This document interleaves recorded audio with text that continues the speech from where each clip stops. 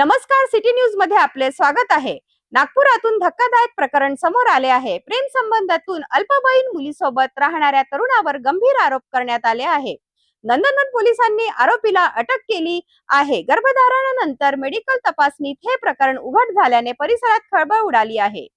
नागपुरात अल्पवयीन मुलीशी कथित विवाह करून तिच्यासोबत राहणाऱ्या आरोपी विरुद्ध नंदनवन पोलिसांनी गुन्हा दाखल केला आहे। मिळालेल्या माहितीनुसार आरोपी अक्षय याने 17 वर्षीय मुलीसोबत प्रेम संबंध निर्माण केले होते। यानंतर दोघे नंदनवन परिसरात एकत्र राहत असल्याची माहिती समोर आली आहे।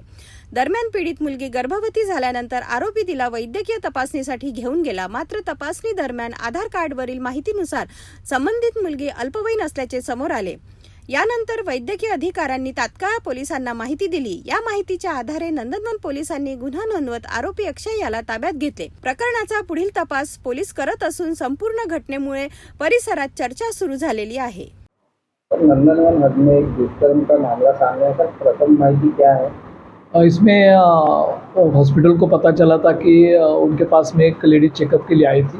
तो चेकअप के दौरान उन्होंने आधार कार्ड देख लिया था। उसका आधार कार्ड के में उसकी जो डेट थी, वो डेट के अनुसार उनको लगा कि इसका जब भी इनके साथ में शारीरिक संबंध आया है उस टाइम ये नाबालिग थी। उसके हिसाब से ये उन्होंने हमको अर्जी दी और इस अर्जी के तहत हमने हमारे police head constable Savita Yadav इन्होंने पूरी जांच करके इसमें सरकार तरफे फिरियादी हो गया, क्योंकि पोक्सो का मामला था इसलिए। और इसके तहत में पुलिस स्टेशन में 216/2026 64 BNS अलॉन्ग विथ 46 पोक्सो के तहत में गुना दाखिल। इसमें जो आरोपी है वो आरोपी वो नाबालिग मतलब